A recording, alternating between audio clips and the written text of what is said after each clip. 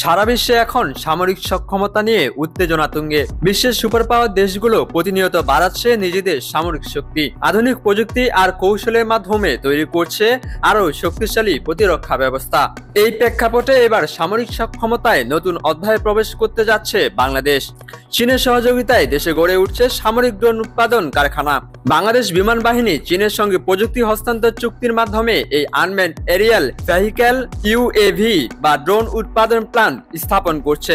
কর্মকর্তারা জানিয়েছেন, চলতি বছরের ডিসেম্বরের মধ্যেই এই প্রকল্পটির কাজ সম্পন্ন হবে। এটি দেশের প্রতিরক্ষা শিল্প সক্ষমতায় একটি বড় মাইলফলক হিসেবে বিবেচিত হচ্ছে। শুধু তাই নয়, চীনের পক্ষ থেকে বাংলাদেশে একটি বিমান ওভারহলিং সেন্টার স্থাপনের প্রস্তাব এসেছে, যা বিমান বাহিনী ব্যবহৃত বিমানগুলোর ইঞ্জিন ও যন্ত্রাংশ রক্ষণাবেক্ষণে সহায়ক ভূমিকা পালন করবে। সম্প্রতি বাংলাদেশ বিনিয়োগ উন্নয়ন কর্তৃপক্ষ বিডার চেয়ারম্যান চৌধুরী আশিক মাহমুদ বিন হারুনের সভাপতিত্বে এক সমন্বয় সভায় এসব বিষয়ে বিস্তারিতভাবে আলোচনা করা হয়।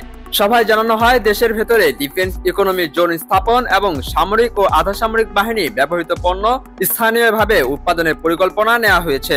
এদিকে বিমান বাহিনীর একজন কর্মকর্তা জানান, 2 বছর আগে Bangladesh aeronautical research and development সেন্টারে নিজস্ব নকশায় 4টি বিমান তৈরি করা হয়েছিল এবং সেগুলো সফলভাবে উড্ডয়ন করে।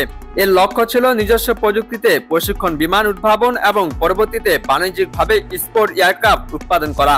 বাংলাদেশের এই উদ্যোগ ভবিষ্যতে দেশের প্রতিরক্ষা শিল্পকে আরো আত্মনির্ভর ও আধুনিক করে তুলবে, এমনটাই প্রত্যাশা বিশেষজ্ঞদের।